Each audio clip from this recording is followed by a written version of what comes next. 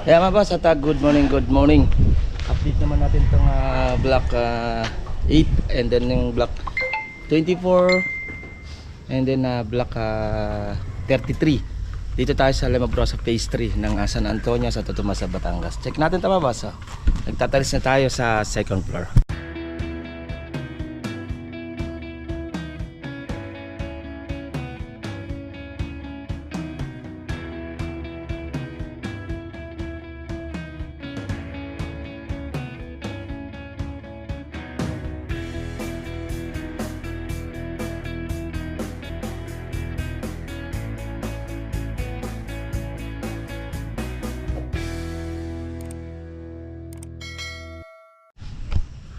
Yan na, at good morning.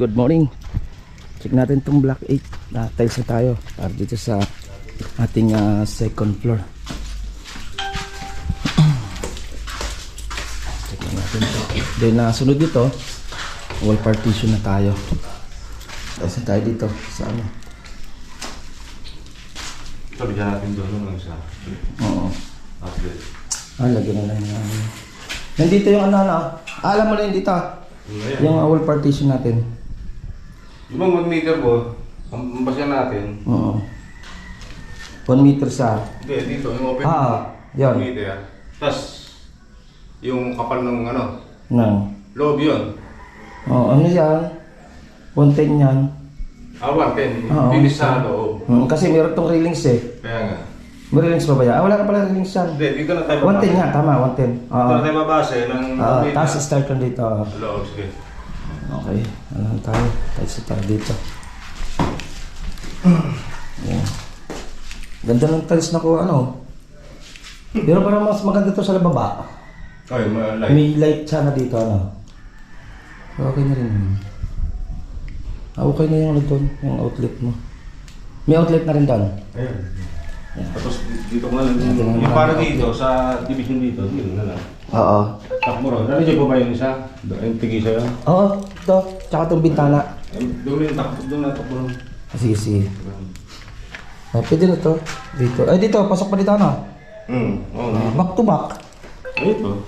Ito na. Oo, para pag dito sa labas, hindi maglagay na.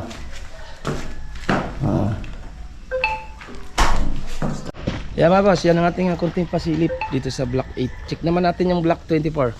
And then yung block 33, puntahan na rin natin. Block 24 tayo ng Linea, Limabrosa Phase 3 mga boss. Check natin yung tiles natin sa CR and then yung bathtub na ikakabit. Yan mga boss, ito yung block 24 natin project. Check natin. Ito, batak na ito ng masilya. Pwede nang batakan ito ng masilya. Kasi sila yung CR dito, ano? Ayan, sisil na yung CR natin and then nalagyan na ng DC. Okay. Ano yung baho na yun? Lacquer thinner? Ay, printed. Medyo ko po kaya gano'n. Oo. Check natin ito. Ano? Ito, palitada na. Palitada na ito.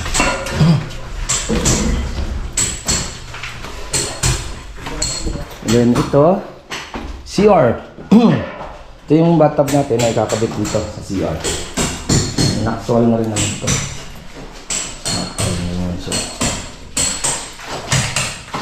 Ano? Okay na?